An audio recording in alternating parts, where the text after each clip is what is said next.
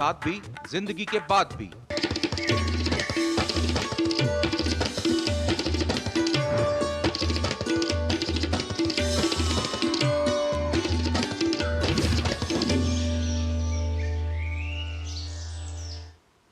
नमस्कार, स्वागत है आप सभी का एक और नई सुबह की शुरुआत के साथ। हम हाजिर हैं नए तेवर और नए कलेवर के साथ नया सवेरा के एक और खास अंक को लेकर। मैं हूं कृतिका और अगले एक घंटे में हम जानेंगे देश दुनिया से जुड़ी तमाम छोटी और बड़ी खबरें। और जिन खबरों पर मुख्य तौर पर बात होगी वो होगी, आपको बता दें कि आज भगवान बिरसा मुंडा की जयंती है और आज के दिन को जनजातीय गौरव दिवस के रूप में हम मनाते हैं।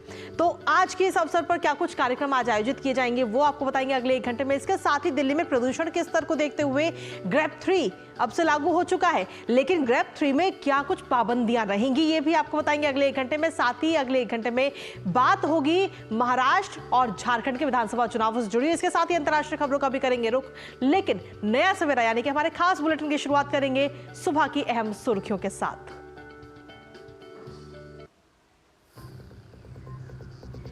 जनजातीय गौरव दिवस आज प्रेरणा स्थल पर राष्ट्रपति द्रौपदी मुर्मू भगवान बिरसा मुंडा को देंगी पुष्पांजलि। बिहार के जमुई में आयोजित मुख्य समारोह में शामिल होंगे पीएम मोदी।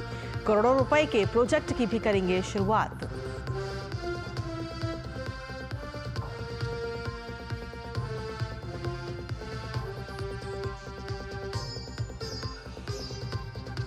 महाराष्ट्र के रण में आज फिर उतरेंगे अमित शाह। कांग्रेस समेत अघाड़ी का भी दिखेगा दम। झारखंड में दिग्गज नेताओं के प्रचार में दिखेगी तेजी।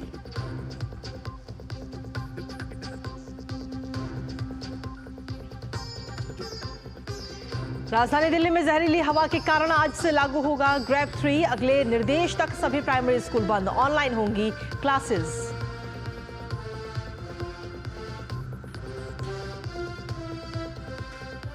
अंतर्राष्ट्रीय खबरों में श्रीलंका के आम चुनाव में राष्ट्रपति दिसानायके को मजबूत बढ़त, बड़ी जीत की तरफ बढ़ रही है सत्तारूढ़ एनपीपी।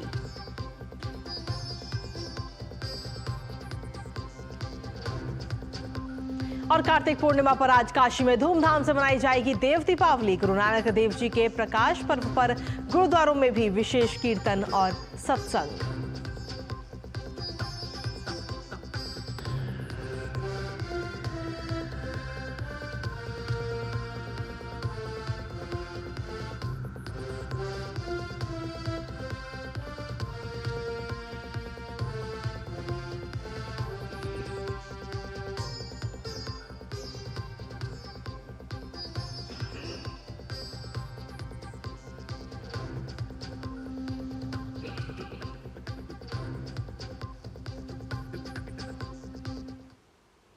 तो ये थे प्रमुख सुर्खियां और अब खबरों में विस्तार से बात करेंगे। और सबसे पहले बुलेटिन में बात करेंगे भगवान बिरसा मुंडा की। जी हां, आज उनकी जयंती है और आज जनजातीय गौरव दिवस मनाया जा रहा है।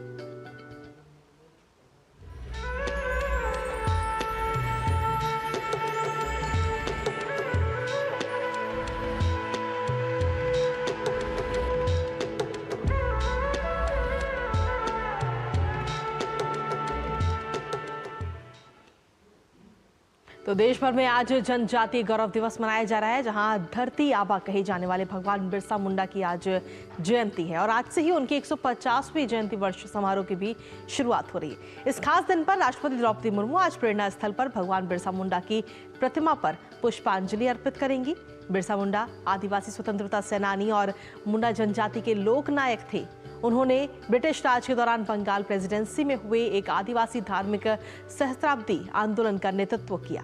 उन्होंने एक दिन घोषणा की कि वो पृथ्वी पिता यानी धरती आबा हैं। उनके अनुयायियों ने भी उनके इस रूप को माना। बिरसा मुंडा ने मुंडाओं को जल, जंगल, जमीन की रक्षा के लिए प्रेरित किया। उनका पूरा आंदोलन 1895 से लेकर 1900 तक चला था। तो आज 150वीं जयंती है और इसी के साथ 150वीं जयंती वर्ष की भी शुरुआत आज से हो रही है।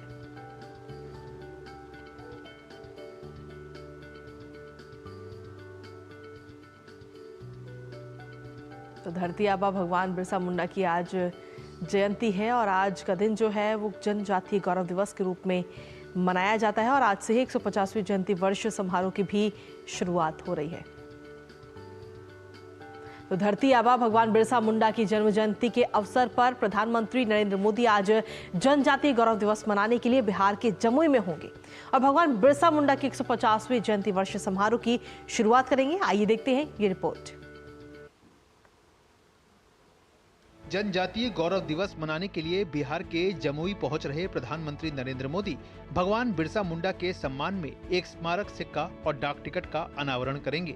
साथ ही पीएम मोदी जनजातीय समुदायों के उत्थान और क्षेत्र के ग्रामीण और दूर दराज के क्षेत्रों में बुनियादी ढांचे में सुधार के उद्देश्य से 6,640 करोड़ रुपए से अधिक की कई विकास परियोजनाओं का उद्घाटन और शिलान्यास भी करेंगे।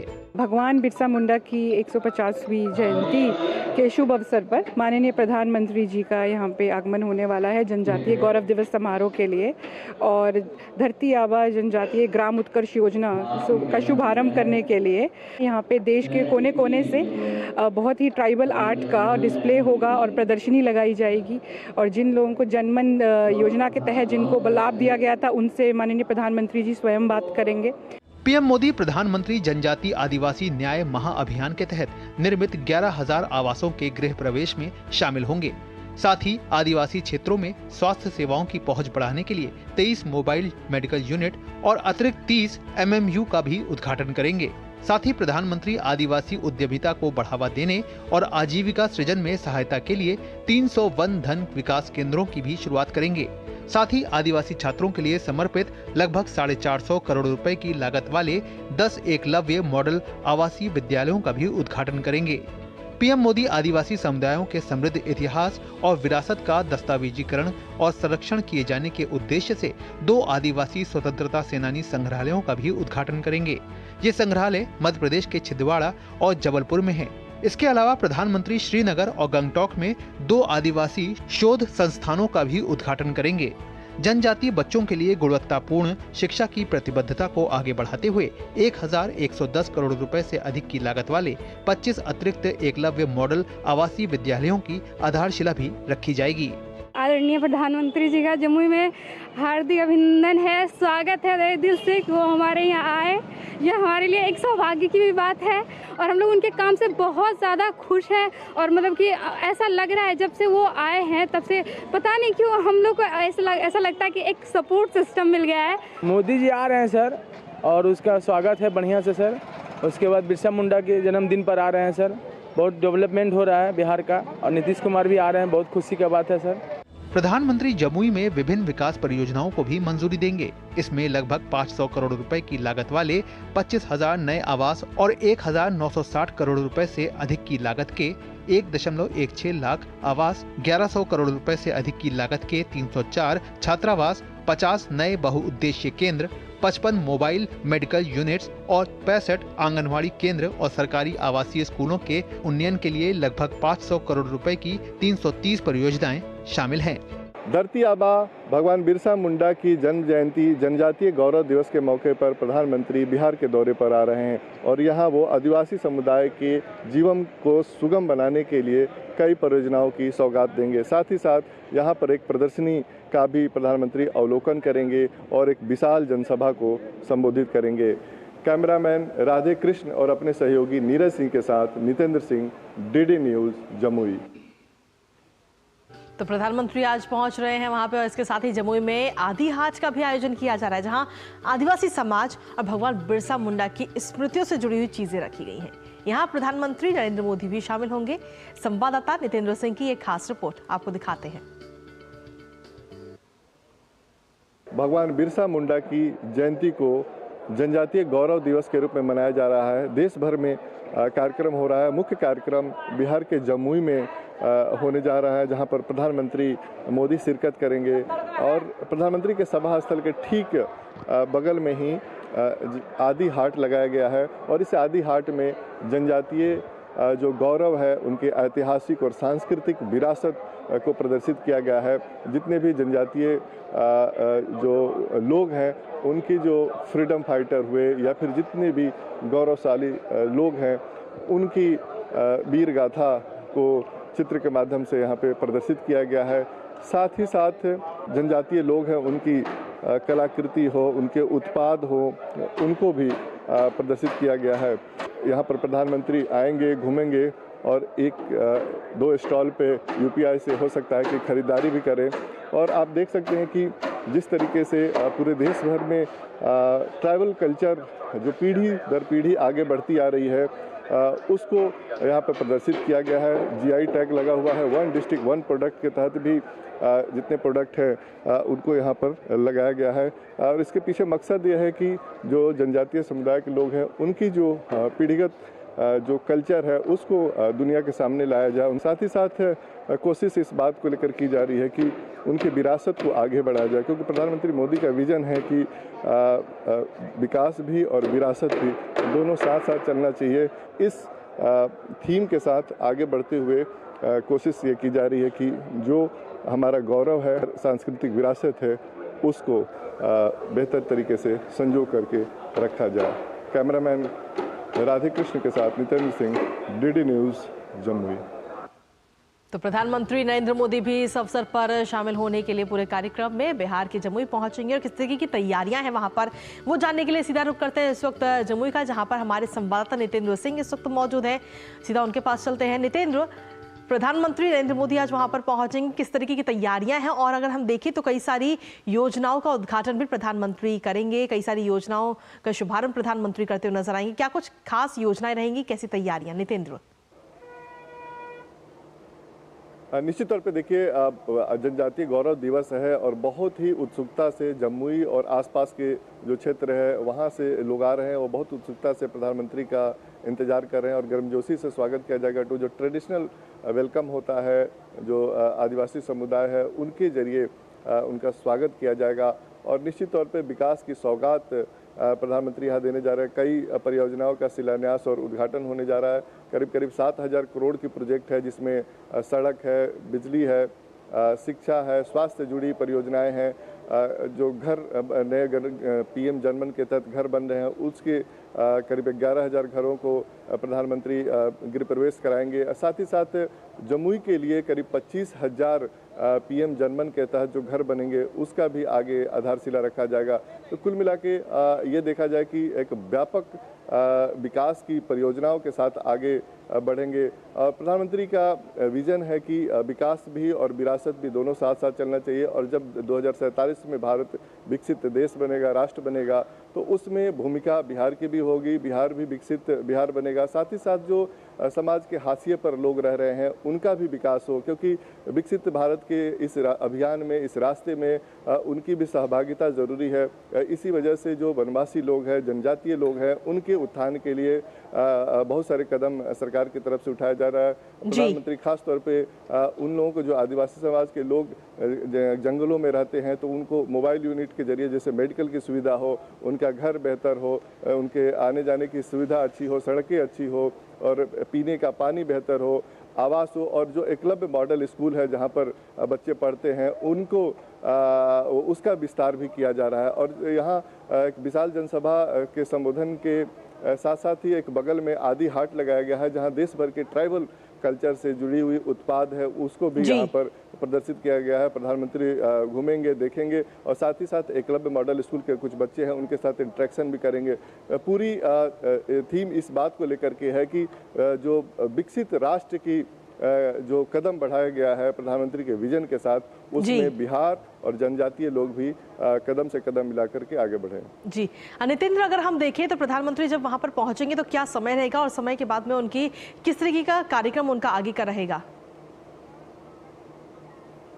देखिए, आपसे थोड़ी देर बाद करीब 10 बजे के बाद प्रधानमंत्री यहाँ आएंगे। करीब 2 घंटे जमुई में रहेंगे और उसमें आधे घंटे वो आदि हाट में करीब रहेंगे और वहाँ पे जितने भी देश से उत्पाद आए हुए हैं जनजातीय समुदाय के, वहाँ पर वो देखेंगे, घूमेंगे।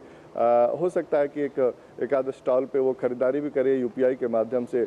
और उसके अलावा उसके बाद एक विशाल जनसभा को भी संबोधित करेंगे और बहुत एक तरह से बेसब्री से लोग यहाँ इंतजार कर रहे हैं। एक बात मैं बताना चाहूँगा कि जो आदिवासी समुदाय की जो ऐतिहासिक और सांस्कृतिक विरासत है उसको संरक्षित करने के लिए, उसके दस्तावेजीकरण करने के लिए आज 2 प्रमुख बातें होंगी।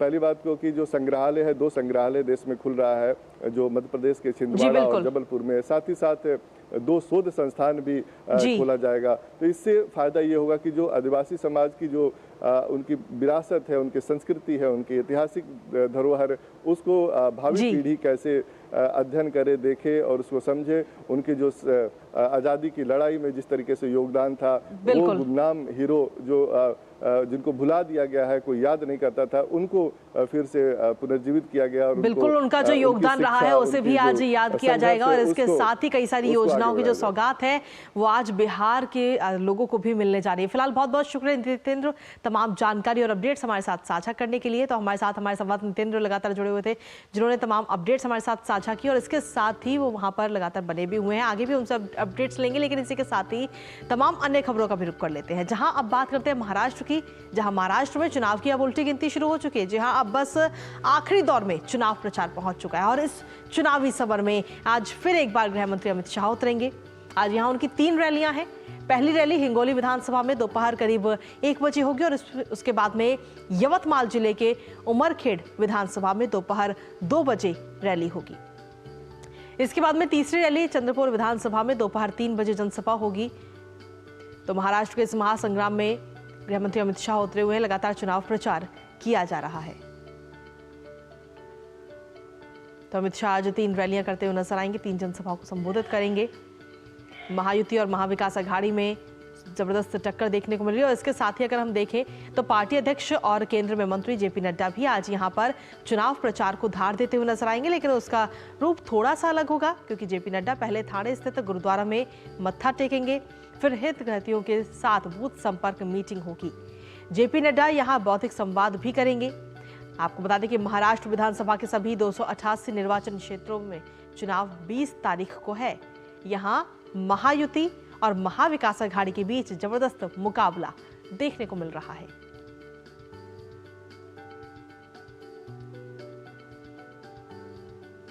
और इसके साथ ही महाराष्ट्र में महाविकास अघाड़ी भी इस बार महायुति को पटखनी देने के लिए तमाम कोशिशें कर रही है। कांग्रेस, उद्धव ठाकरे की शिवसेना और शरद पवार के एनसीपी लगातार महायुति को पछाड़ने की कोशिश में है। अघाड़ी के निशाने पर न सिर्फ बीजेपी के नेता बल्कि एकनाथ शिंदे और अजीत पवार भी हैं और लगातार चुनाव प्रचार किया जा रहा है। तो महाराष्ट्र में 20 तारीख को मतदान होना है। 288 विधानसभा सीटें हैं और उसके लिए चुनाव प्रचार का इस वक्त अंतिम दौर चल रहा है। तो ये तो बात रही महाराष्ट्र की। अब बात झारखंड की भी कर लेते हैं क्योंकि झारखंड विधानसभा चुनाव के दूसरे चरण में चुनाव प्रचार अब जोर पकड़ता जा रहा है। राज्य के विपक्षी भारतीय जनता पार्टी ने आज विधानसभा में मतदाताओं को रिझाने के लिए पार्टी के वरिष्ठ नेताओं और स्टार प्रचारकों की फौज उतार दी है, जिनमें रक्षा मंत्री राजनाथ सिंह, असम के मुख्यमंत्री और पार्टी के सहप्रभारी हेमंत बिस्वा शर्मा, चुनाव प्रभारी शिवराज सिंह चौहान और झारखंड के पूर्व मुख्यमंत्री चंपाई सोरेन शामिल हैं।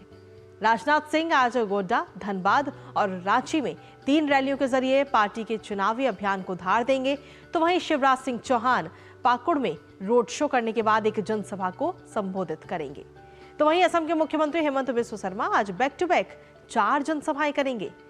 सत्ताधारी दल से बीजेपी में शामिल हुए चंपाई सोरेन ने बीजेपी को सत्ता में काबिज करने के लिए लगातार चुनाव प्रचार कर रहे हैं।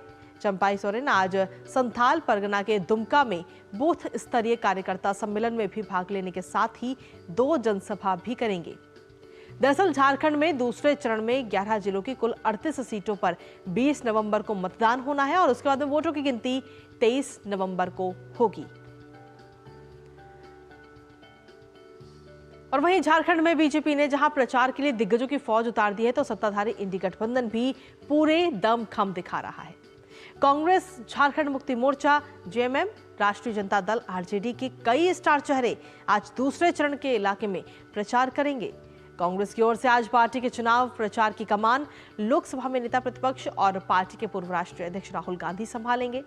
राहुल गांधी गोड्डा जिले के महगामा और बोकारो जिले के बेरमो में चुनावी रैली करेंगे।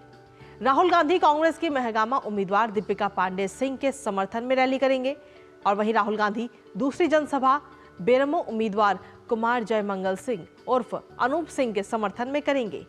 तो वहीं बिहार के पूर्व उप मुख्यमंत्री और आरजेडी नेता तेजस्वी आज देवघर में चुनावी रैली करेंगे। मुख्यमंत्री हेमंत सोरेन आज भी ताबड़तोड़ प्रचार करेंगे। इसके साथ ही उनकी पत्नी कल्पना सोरेन भी चुनाव प्रचार में खासी एक्टिव नजर आ रही हैं। आज कल्पना सोरेन 3 जनसभाएं करेंगी और जनता से वोट की अपील करेंगी।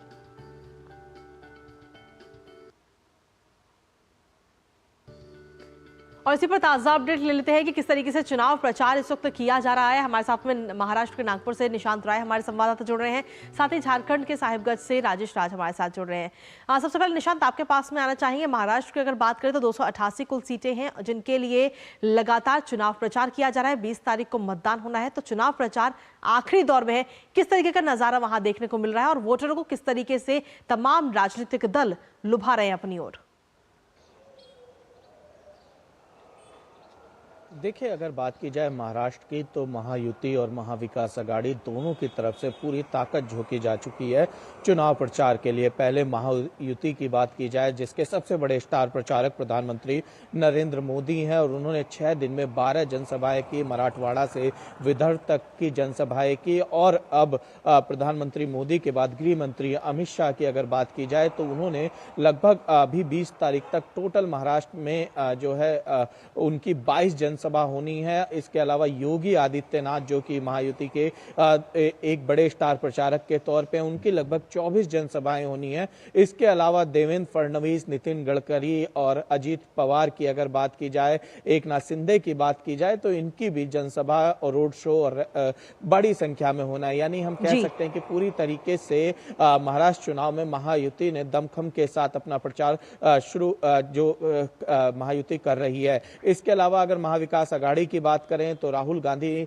समेत कांग्रेस के तमाम बड़े दिग्गज नेता महाराष्ट्र के अलग अलग हिस्सों में जाकर प्रचार कर रहे हैं और मराठवाड़ा, विदर्भ, पश्चिमी महाराष्ट्र सभी जगह ये नेता नजर आ रहे हैं। इसके अलावा अगर बात की जाए तो शरद पवार एक बड़े नेता हैं और वो भी लगातार प्रचार प्रसार कर रहे हैं। उनके अलावा उद्धव ठाकरे, आदित्य ठाकरे भी अलग अलग जगह जनसभाएं कर रहे हैं। तो कहा जा सकता है कि दोनों तरफ से पूरी ताकत झोंकी जा रही है और कहीं ना कहीं वोटर्स के बीच में ज्यादा से ज्यादा पहुंचा जाए, ये दोनों पार्टियों की ओर से सुनिश्चित किया जा रहा है, दोनों गठबंधनों की ओर से सुनिश्चित किया जा रहा है। लेकिन बात आती है कि जनता को कौन पसंद आ रहा है। दरअसल अपनी गारंटी को लेकर जो चाहे महायुति हो चाहे महाविकास आघाड़ी हो, वो जनता के बीच जा रहे हैं, अपने गारंटीज को लेकर बात कर रहे हैं। खासकर लाडली बहन योजना की अगर बात की जाए 2100 रुपए की, तो महायुति उसका प्रचार कर रही है। दूसरी तरफ बिल्कुल निशान, कहीं ना कहीं अगर हम देखें तो तमाम जो चुनावी वादे हैं वो तो राजनीतिक दलों से की तरफ से कर ही दिए गए हैं, लेकिन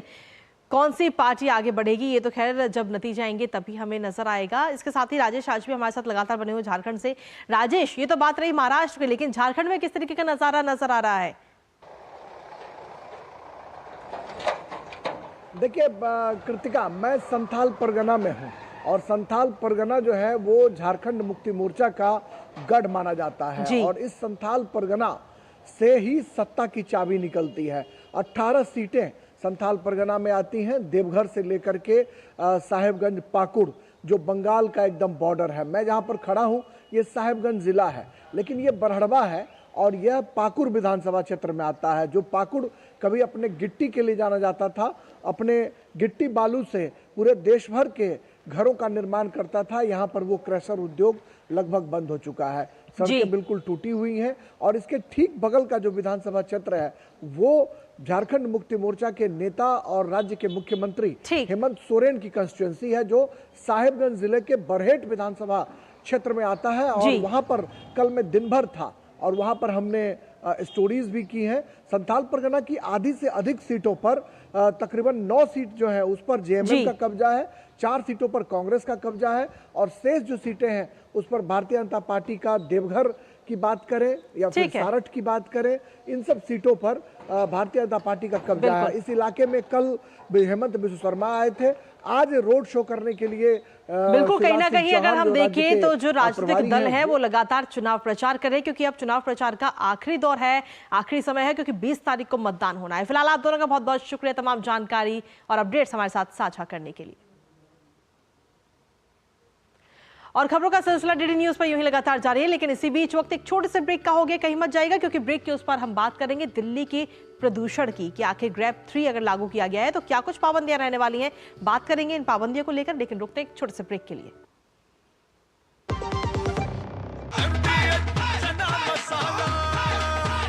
छोलिया हो या लोबिया, सफेद चने या काले चने, सब कुछ मजेदार बने। मेरी पसंद, मेरी पसंद, मेरी पसंद, मेरी पसंद, हमारी पसंद, हम सबकी पसंद। मजबूत देश का मजबूत सरिया हो गया स्टील।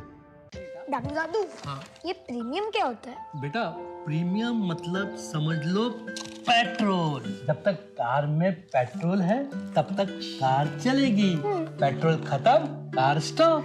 पर पापा इस बार पेट्रोल खत्म होने पर भी कार चलती रहेगी। वो कैसे?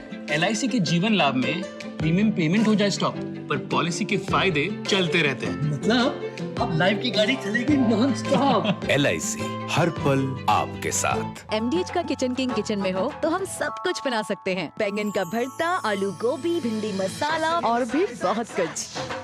MDH। और ब्रेक के बाद एक बार फिर से स्वागत है आप सभी का। ये तस्वीरें जो आप देख रहे हैं, ये तस्वीरें हैं दिल्ली की कि आखिर किस तरीके से आबो हवा दिल्ली की इन दिनों बेहद खराब श्रेणी में है।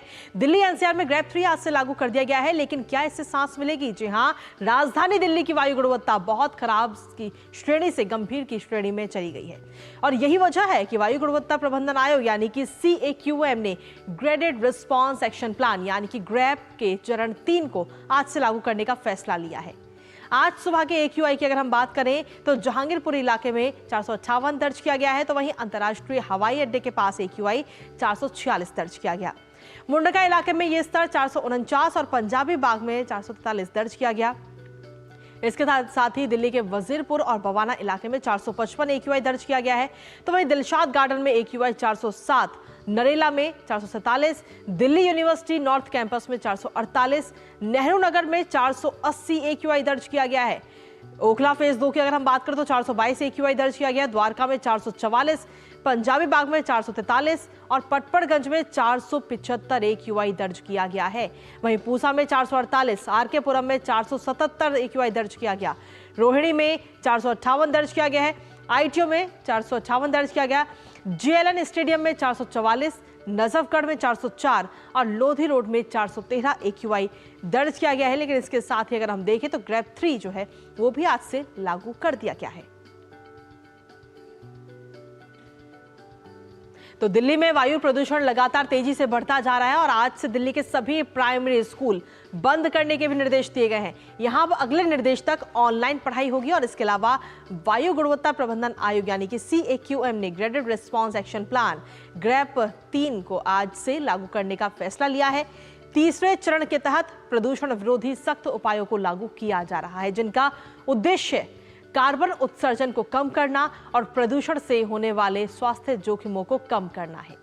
ग्रेप 3 आमतौर पर तब लागू किया जाता है जब वायु प्रदूषण गंभीर श्रेणी में पहुंच जाता है। इस योजना के तहत प्रदूषण को कम करने के लिए निर्माण, तोड़फोड़ और सार्वजनिक गतिविधियों पर प्रतिबंध लागू होते हैं।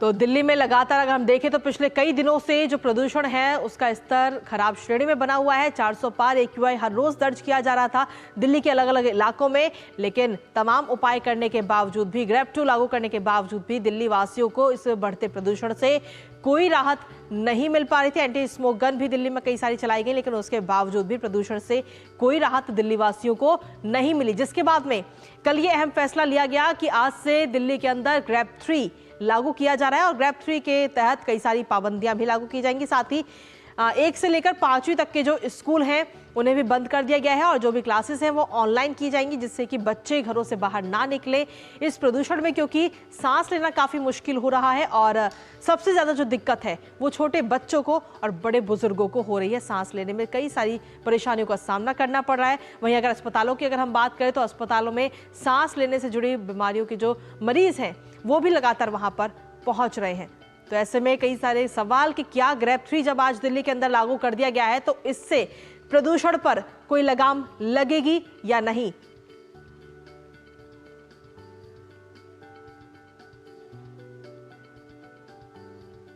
और इसी के साथ चलिए आगे बढ़ते हैं, अगली खबर का रुख कर लेते हैं। जी हाँ, आज कार्तिक पूर्णिमा की जो रौनक है वो हमें देखने को मिल रही है। हिंदू धर्म में कार्तिक पूर्णिमा का विशेष महत्व होता है।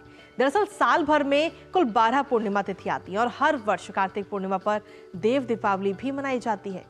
कार्तिक पूर्णिमा को त्रिपुरारी पूर्णिमा भी कहते हैं। दरअसल इस तिथि पर भगवान शिव ने त्रिपुरासुर नाम के एक दैत्य का वध किया था और इसलिए इसे त्रिपुरारी पूर्णिमा के नाम से भी जाना जाता है। कार्तिक पूर्णिमा पर पवित्र नदी में स्नान और दान करने का विशेष महत्व होता है। इस दिन दान और नदियों के किनारे दीपक जलाने पर कई गुना पुण्य लाभ मिलता है। तो ये तस्वीरें हम आपको दिखा रहे हैं। नदियों में स्नान करने के लिए श्रद्धालु वहां पर पहुंच रहे हैं और स्नान करते हुए नजर आ रहे हैं। अलग अलग जगह से तस्वीरें सामने आई हैं।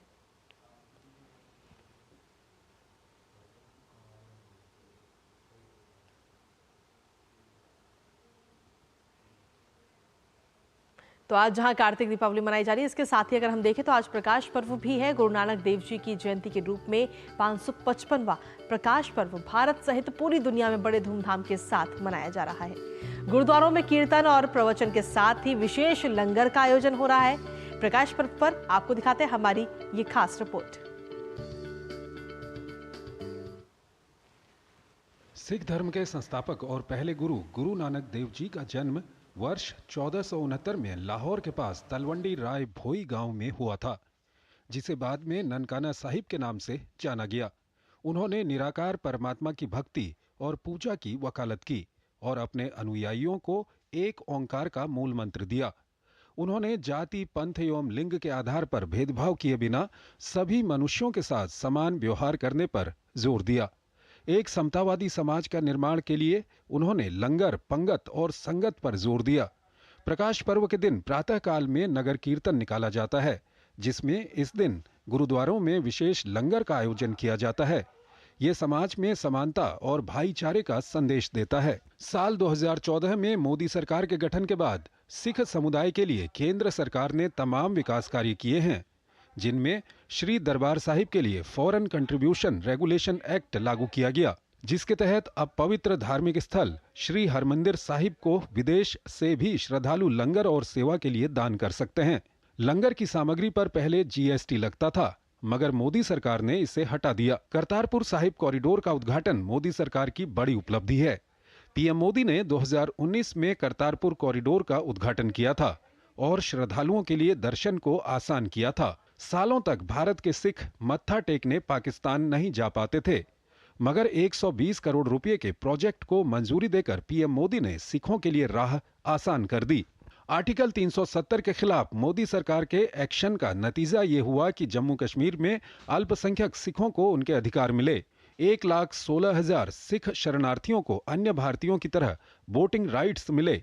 सिख दुनिया में कहीं भी क्यों न रहें, मोदी सरकार हमेशा उनकी सुरक्षा का जिम्मा उठाती है। जब बड़ी संख्या में आतंकवादियों द्वारा अफगानिस्तान में सिखों और गुरुद्वारे को निशाना बनाया गया, तब भारत ने इसकी कड़ी निंदा की। अफगानिस्तान में संकट का सामना कर रहे सिखों के लिए भारत ने अपने दरवाजे खोले और सीएए के जरिए भारत में रहने का अवसर दिया। भारतीय दर्शन के अनुसार गुरु वो है जो रोशनी अर्थात ज्ञान प्रदान करता है, संदेह को दूर करता है और सही रास्ता दिखाता है। इस संदर्भ में गुरु नानक देव के विचार दुनिया भर में शांति, समानता और समृद्धि को बढ़ावा देने में मदद कर रहे हैं। Bureau report, DD news. तो आज प्रकाश पर्व पर अमृतसर के हरमिंदर साहिब गुरुद्वारा की रौनक भी देखते ही बन रही है। जी हाँ, यहाँ सुबह से ही श्रद्धालुओं का तांता लगा हुआ है और गुरुद्वारे में सत्संग और कीर्तन चल रहे हैं। वहाँ की ये बेहद ही खास तस्वीरें आपको दिखा रहे हैं। आज गुरु नानक देव जी की 555वीं जयंती है और इस अवसर पर जो तमाम श्रद्धालु हैं वो वहाँ पर पहुँच रहे हैं और लंगर का भी आयोजन वहाँ पर किया जा रहा है। तो स्वर्ण मंदिर की जो छटा है वो इस वक्त देखते ही बन रही है। श्रद्धालु भी वहाँ पर लगातार पहुँच रहे हैं, मत्था टेकते हुए नजर आ रहे हैं।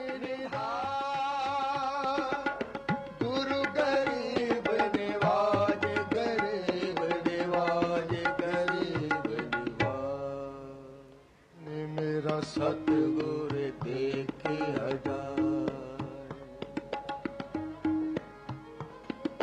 तन तन पिता तन। तो स्वर्ण मंदिर की तस्वीरें हमने आपको दिखाई। अब आपको सीधा लिए चलते हैं दिल्ली के रकाबगंज गुरुद्वारा, जहां पर हमारे सहयोगी गिरीश निशाना इस वक्त हमारे साथ जुड़ रहे हैं। सीधी तस्वीरें वो दिखाएंगे हमें। तो गिरीश, अगर देखा जाए तो आज गुरु पर्व के अवसर पर वहां पर कई सारे श्रद्धालु वहां पर पहुंच रहे होंगे, मत्था टेक रहे होंगे। किस तरीके की छठा वहां पर देखने को मिल रही है, क्योंकि आपके पीछे जिस तरीके से मैं देख पा रही हूँ काफी संख्या में श्रद्धालु वहां पहुंचे हैं।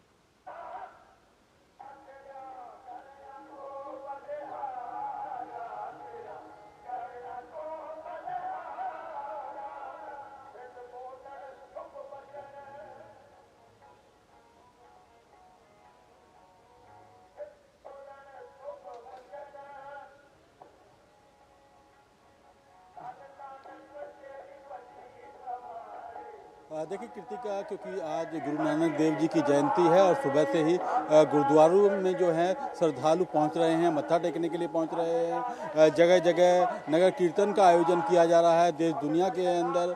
और गुरुद्वारों की बात की जाए तो गुरुद्वारों के अंदर शब्दवाणी का आयोजन किया गया है। मेरे कैमरा सहयोगी केशव से कहूँगा कि वे दृश्य दिखाए हमारे दर्शकों तक, देख सकें किस तरह से श्रद्धालु सुबह से ही मत्था टेकने के लिए गुरुद्वारों के अंदर पहुँच रहे हैं। काफ़ी जो श्रद्धालु हैं वो यहाँ पर प्रकाश कर रहे हैं, यानी कि मोमबत्तियाँ जला रहे हैं। और आज काफ़ी लोग जो हैं दिए भी जलाएंगे।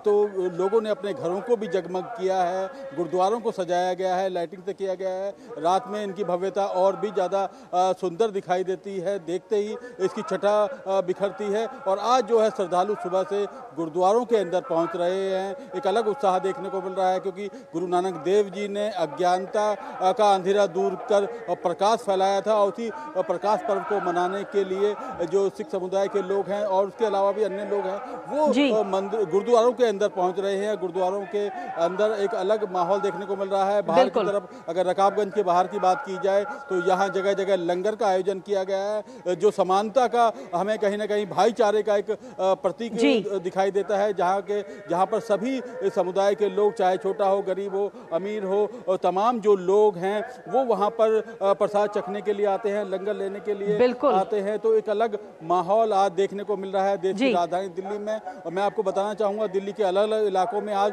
सुबह से ही नगर कीर्तन निकल रहा है, जिसमें काफी संख्या में आज का जो विशेष अवसर है, इस पर विशेष लंगर का भी आयोजन आज दिल्ली भर ही नहीं बल्कि पूरे देश में किया जा रहा है। फिलहाल बहुत बहुत शुक्रिया गिरीश, तमाम जानकारी और अपडेट्स हमारे साथ साझा करने के लिए।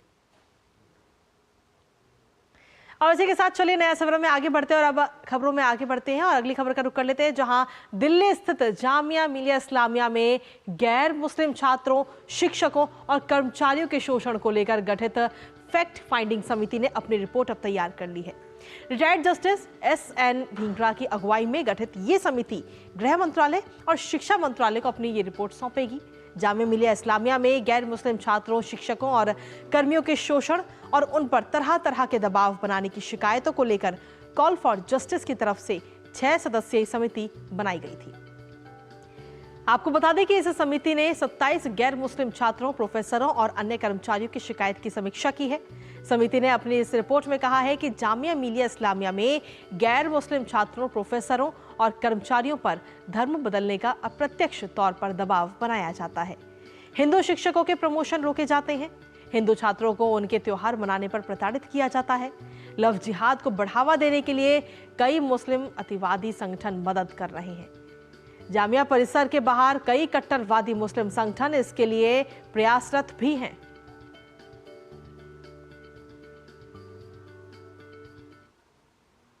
Your promotions are stalled, they are not given, your junior Muslim professors are made senior to you, your increments are stopped.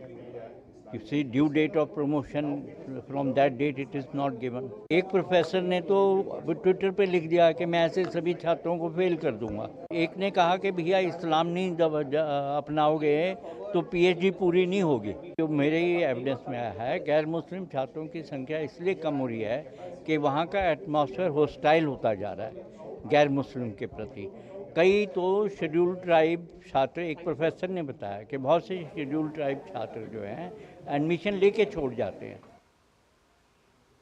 और वहीं विदेश मंत्री डॉक्टर एस जयशंकर संयुक्त अरब अमीरात की आधिकारिक यात्रा पर हैं और इस दौरान विदेश मंत्री ने अबू धाबी में अपने यूएई समकक्ष अब्दुल्ला बिन जायद अल नहयान से मुलाकात की है। सोशल मीडिया प्लेटफॉर्म एक्स पर एक पोस्ट में तस्वीर साझा करते हुए उन्होंने लिखा, एक शानदार बैठक के साथ उत्पादक दिन। विदेश मंत्री ने कहा कि उन्होंने दोनों देशों के बीच व्यापक सहयोग को आगे बढ़ाने के अवसरों पर चर्चा की है।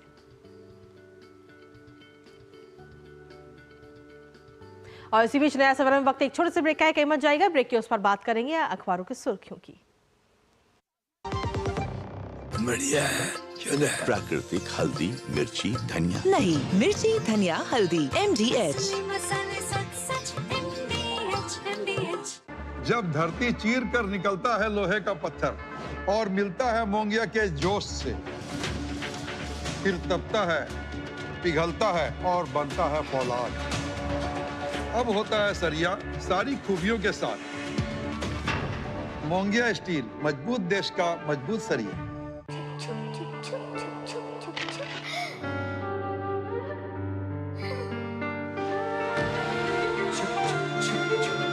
आ जाओ। Yes papa. जिंदगी किसी के लिए नहीं रुकती, हम भी आपको कहाँ रुकने देंगे। जिंदगी के हर मोड़ पर LIC है तो इंश्योर्ड है। LIC, हर पल आपके साथ। एक ऐसा तबका जो रिटायरमेंट के बारे में आज भी बिल्कुल नहीं सोचता, वो है औरतें। औरतें कमा के भी वल्नरेबल हैं। सो NPS एक इक्वालिटी ला रहा है, हम सब एक बराबर प्लेटफॉर्म पे हैं। अपने बेहतर कल को सुनिश्चित करने के लिए NPS जरूरी है। अब आया असली स्वाद। अब आया स्वाद। जब स्वाद के पड़े हो लाले तो MDH का चंकी चाट मसाला डालें। MDH का चंकी चाट मसाला। MDH। और ब्रेक के बाद एक बार फिर से स्वागत है आप सभी का नया सवेरा में। आगे बढ़ते हैं, अब जानते हैं आज के अखबारों की सुर्खियां।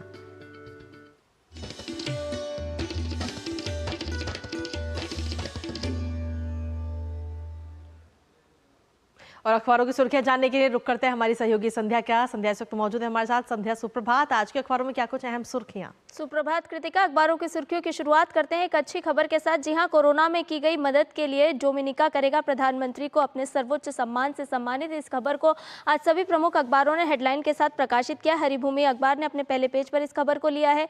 वहीं दिल्ली में जिस तरह से प्रदूषण है तो उसको लेकर के भी आज अखबारों में खबर देखने को मिली है। दिल्ली में 5वीं तक की कक्षाएं ऑनलाइन होंगी और वायु गुणवत्ता दूसरे दिन भी गंभीर श्रेणी में रहने पर ग्रैब 3 की पाबंदियां भी लागू कर दी गई हैं। इस खबर को प्रमुखता से लिया है।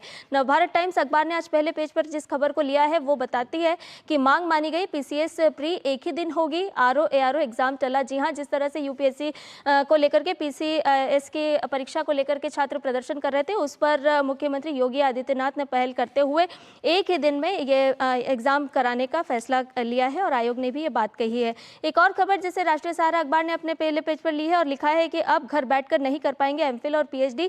जी हां, UGC ने जो नॉर्म्स लागू किए हैं उसको लेकर के खबर प्रकाशित है। UGC ने 18 कोर्सेज में ओपन डिस्टेंस को बैन कर दिया है। एक और खबर की बात करें जिसे जनसत्ता अखबार ने देश व्यापार पेज पर लिया और बताया कि देश का निर्यात अक्टूबर में 17.25% बढ़ा है। आंकड़ों के मुताबिक 2 साल का सबसे बड़ा ये उछाल देखने को मिला है। चलते चलते एक और खबर से आपको रूबरू करा देते हैं जिसे दैनिक जागरण अखबार ने अपने राष्ट्रीय जागरण कॉलम के साथ प्रकाशित किया और बताया कि नगरनार का इस्पात अब बनेगा देश की शक्ति का आधार। आपको बताएं कि रक्षा आयुध के लिए उच्च श्रेणी का इस्पात बनाने वाला बोकारो के बाद देश का यह दूसरा संयंत्र होगा। तो अलग अलग खबरों की अगर बात करें तो अखबारों ने आज प्रमुखता के साथ इन खबरों को महत्वपूर्ण स्थान दिया है और प्रकाशित किया है। चलिए, बहुत बहुत शुक्रिया संध्या, इतनी सारी खबरों को बेहद ही कम समय में और एक अलग ही अंदाज से हमारे दर्शकों के सामने प्रस्तुत करने के लिए। और इसके साथ ही चलिए नया सवेरा में आगे बढ़ते हैं। अब देख लेते हैं दुनिया भर की कुछ खास और अहम खबरें।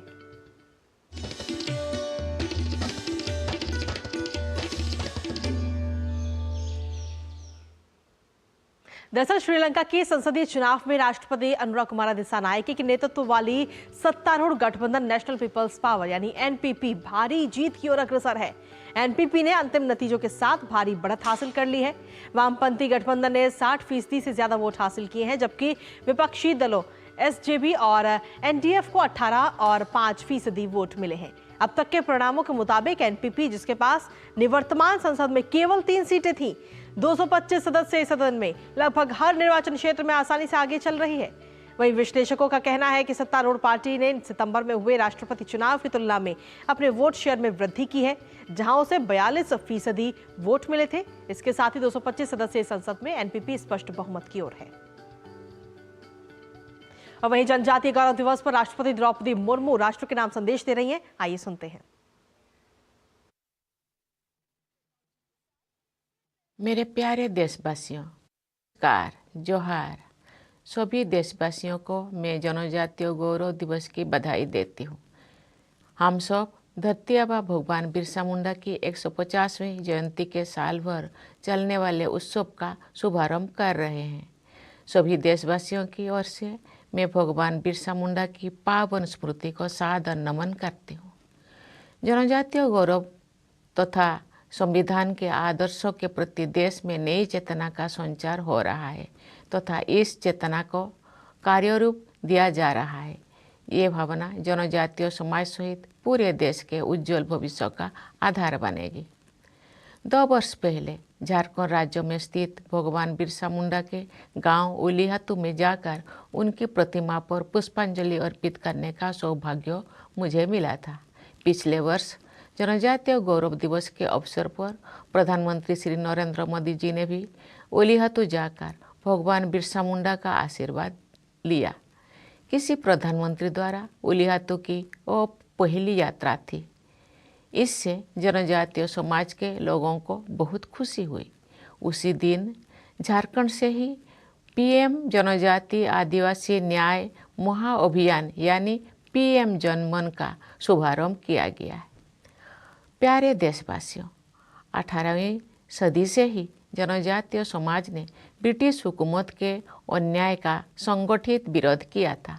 वर्ष 1855 में संथाल हुल का नेतृत्व करने वाले बहादुर भाइयों सिद्धू कानू और चांद भैरव के साथ फूलो जानो जैसी वीरांगना बहनों ने भी असाधारण साहस का परिचय दिया था।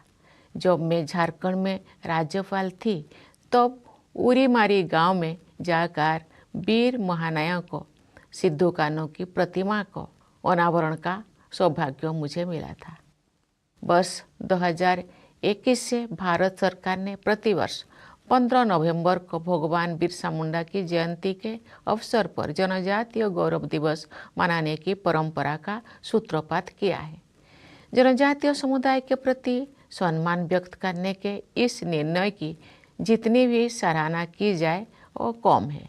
जनजातीय लोगों के गौरवशाली योगदान से देशवासियों को परिचित कराने के लिए अनेक कदम उठाए जा रहे हैं। जनजातीय महानायकों की स्मृति में देश के विभिन्न क्षेत्रों में संग्रहालय बनाया जा रहा है। रांची में भगवान बिरसा मुंडा का संग्रहालय एक तीर्थ स्थल की तरह सम्मानित हो रहा है। राष्ट्रपति भवन में भी जनजातीय दर्पण नामक संग्रहालय विकसित किया गया है। प्यारे देशवासियों, मैं तिलका माझी तथा भगवान बिरसा मुंडा से लेकर लक्ष्मण नायक जैसे अनेक जनजातीय महानायकों की कहानियाँ सुनते हुई बड़ी हुई हूँ, लेकिन सामान्य लोगों के बीच उन महानायकों के विषय में इतनी जानकारी नहीं होती थी। सरकार के प्रयासों द्वारा अब जनजातीय स्वाधीनता सेनानियों की कथाओं से लोग भली भांति परिचित होने लगे हैं। युगों युगों से जनजातीय समाज के लोग हमारे देश की सभ्यता और संस्कृति को समृद्धि बनाते रहे हैं। रामायण की कथा में हमारे समाज के शाश्वत जीवन मूल्य दिखाई देती है। अपने लंबे वनवास के दौरान प्रभु श्री राम जनजातीय समाज के लोगों के साथ उन्हीं की तरह रहे। भगवान श्री राम ने वनवासियों को अपनाया और वनवासियों ने प्रभु श्री राम को अपनाया। जनजातीय समाज का ये अपनापन और समरसता ही हमारी संस्कृति और सभ्यता का आधार है। प्यारे देशवासियों, मुझे ये साझा करते हुए प्रसन्नता होती है कि जनजातीय भाषा संथाली को संविधान की 8वीं अनुसूची में शामिल करने के प्रयासों में मेरा भी योगदान था। श्रद्धेय अटल बिहारी वाजपेयी जी के कार्यकाल में ये संभव हुआ था। स्वाधीनता के कई दशकों के बाद भी जनजातीय समुदाय के अधिकांश लोगों को अपना घर न होने तथा बिजली, पानी, सड़क जैसा बुनियादी सुविधाओं के अभाव में कठिन जीवन बिताना पड़ता था। बीमारी की हालत में इलाज के खर्च का बोझ उनके जीवन को और कठिन कर देता था। उनके लिए विकास के रास्ते भी सुगम नहीं थे। जनजातीय समाज के भाई बहन अपनी सदियों पुराने कला विरासत के बल पर बहुत सुंदर वस्तुएं बनाते हैं। कुछ ऐसे कानून थे जिनसे जनजातीय लोगों के कुछ उद्यमों पर रोक लग गई थी। साथ ही अपने उत्पादों को बाजार तक पहुंचाने की जानकारी और सुविधाओं की कमी उनकी विकास से बाधक थी। इस प्रकार आवास, यातायात, चिकित्सा, शिक्षा तथा रोजगार की आवश्यकताएं पूरी ना होने के कारण वे लोग विकास की मुख्य धारा से दूर रह गए थे। लेकिन अब इन सुविधाओं को उन तक पहुंचाया जा रहा है। उनके जीवन स्तर में सुधार हुआ है। साथ ही उनके लिए आर्थिक विकास के अवसर भी बढ़ रहे हैं।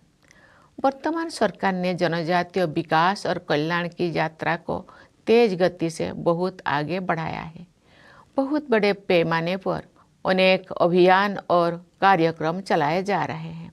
विकास और कल्याण के सभी राष्ट्रीय कार्यक्रम में जनजातीय समाज तक सभी सुविधाएं पहुंचाने के विशेष उपाय किए गए हैं। इसके अलावा जनजातीय समुदाय के लिए अलग से विशेष योजनाएं चलाई जा रही है। देश के लगभग 750 जनजातीय समूह के लोग हमारे लिए विशेष स्थान रखते हैं। इनमें पीवीटीजी समूह की संख्या 75 है। वे देश के विभिन्न क्षेत्रों में रहते हैं। पिछले वर्ष जून में मैंने देश के पीवीटीजी समुदाय के भाई बहनों को राष्ट्रपति भवन में आमंत्रित किया था। उनके साथ मैंने काफ़ी समय बिताया था तथा उनकी समस्याओं के समाधानों पर बातचीत की थी। राष्ट्रपति भवन में सभी क्षेत्र व राज्यों के जनजातीय समूहों से मैं मिलती रही हूँ। विभिन्न राज्यों तथा संघ राज्य क्षेत्र की अपनी यात्राओं के दौरान मैं वहाँ के जनजातीय समुदायों पर केंद्रित कार्यक्रम में शामिल होती हूँ। उनसे बातचीत करती हूँ। मैं जनजातीय बहनों से भेंट करने को विशेष प्राथमिकता देती हूँ। मुझे ये देखकर खुशी होती है कि बड़ी संख्या में हमारी जनजातीय बहनें स्वयं सहायता समूह के माध्यम से तथा अन्य माध्यम से आर्थिक आत्मनिर्भरता प्राप्त कर रहे हैं। उनके लिए विकास के अवसर बढ़ रहे हैं। प्रमुख राष्ट्रीय योजनाओं के लाभ सभी जनजातीय लाभार्थियों तक समयबद्ध तरीके से पहुँचे, ये सुनिश्चित किया जा रहा है।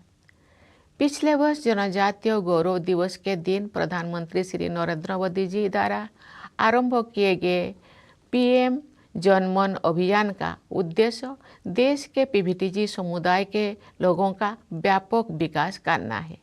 इस अभियान के तहत 24,000 करोड़ रुपया से अधिक की लागत से 3 वर्ष की समय सीमा के पहले ही अनेक सुविधाओं को पीवीटीजी समुदाय के लोगों तक पहुंचाने का लक्ष्य रखा गया है।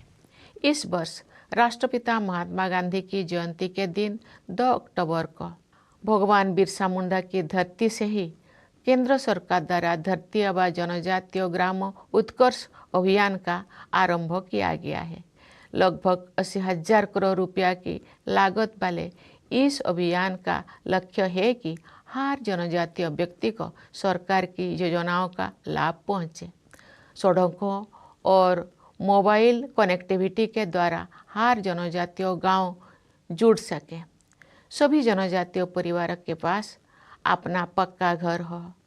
विकास और कल्याण के इस अभियान से लगभग 63,000 जनजातीय गांव लाभान्वित होंगे। इस देशव्यापी अभियान से 5 करोड़ से भी अधिक जनजातीय लोगों को लाभ पहुंचेगा। प्यारे देशवासियों, जनजातीय बच्चों को अच्छे शिक्षा प्रदान करने के लिए देश में 700 से अधिक एकलव्य मॉडल रेसिडेंशियल स्कूल बनाया जा रहा है। मैंने कई एकलव्य विद्यालयों की आधारशिला रखी है और अन्य अनेक विद्यालयों का उद्घाटन किया है। ये प्रसन्नता की बात है कि 30 लाख से अधिक जनजातीय विद्यार्थियों को स्कॉलरशिप मिल रही है। विदेश में पढ़ाई करने के लिए भी स्कॉलरशिप दी जा रही है। जनजातीय समाज के युवा सिविल सर्विसेज में, मेडिकल और इंजीनियरिंग में तथा अन्य क्षेत्रों में बढ़ चढ़कर शामिल हो रहे हैं। वर्ष 2047 तक विकसित भारत के निर्माण के लक्ष्य के तहत जनजातीय समाज से सिकल सेल एनीमिया बीमारी के उन्मूलन का लक्ष्य भी रखा गया है। ये तथ्य उल्लेखनीय है कि development action plan for scheduled tribes यानी अनुसूचित जनजातियों के लिए विकास कार्रवाई योजना हेतु धनराशि के आवंटन में पिछले दशक के दौरान कई गुना वृद्धि हुई है। वर्ष 2024-25 के लिए जनजातीय कार्य मंत्रालय का बजट 13,000 करोड़ रुपया का है। ये पिछले वर्ष की तुलना में 74% अधिक है। जब हमारे जनजातीय भाई बहन विकसित होंगे तभी हमारा देश भी सही अर्थ में विकसित होगा। जनजातीय समाज के लोगों की तेज गति से प्रगति हो, ये हमारी राष्ट्रीय प्राथमिकता है। हमारी प्राथमिकता है कि जनजातीय समाज की सदियों पुरानी पहचान बनी रहे और साथ ही उनका आधुनिक विकास भी होता रहे। प्यारे देशवासियों, मैंने जनजातीय समाज के दुख दर्द को केवल देखा ही नहीं है, खुद महसूस भी किया है। जनसेवा की मेरी यात्रा का आरंभ ट्राइब्स एडवाइजरी काउंसिल की सदस्य के रूप में हुआ था। आप जनजातीय लोगों के जीवन को बेहतर होता देखकर मुझे खुशी होती है। जनजातीय समाज की प्रतिभाओं को अधिक मान्यता भी मिल रही है। जनजातीय समुदाय के लगभग 100 लोगों को बीते 10 वर्षों के दौरान पद्म विभूषण, पद्म भूषण तथा पद्मश्री पुरस्कारों से सम्मानित किया गया है। अनेक राज्यों के राज्यपाल तथा मुख्यमंत्री, केंद्र एवं राज्य सरकारों के मंत्रीगण तथा उच्च पदों पर आसीन अनेक व्यक्ति जनजातीय समाज से आते हैं। जनजातीय समाज के लोगों सहित सभी देशवासियों का जो अपार स्नेह मुझे मिलता है वो मुझे कभी कभी भावुक बना देता है। मेरी इस भावुकता के पीछे आज की ये सुखद सच्चाई भी है कि जनजातीय भाई बहनों और युवाओं के लिए आज विकास का खुला आसमान उपलब्ध है। ये जितनी भी ऊंची उड़ान भरना चाहे, समाज और सरकार उनके साथ है। इसी आशा और विश्वास के साथ मैं सभी देशवासियों को जनजातीय गौरव दिवस की बधाई देती हूँ। धन्यवाद। जय हिंद, जय भारत। तो आज जनजातीय गौरव दिवस है और इस अवसर पर देश की राष्ट्रपति द्रौपदी मुर्मू ने देशवासियों के लिए अपना ये संदेश दिया है जिसे हमने सुना। और इसी के साथ ही फिलहाल आज के इस नया सवेरा में इतना ही, लेकिन जाते जाते आपको छोड़ के जाएंगे देश भर में मौसम के हाल के साथ। इसी के साथ मुझे और हमारी टीम को दीजिए अनुमति। नमस्कार।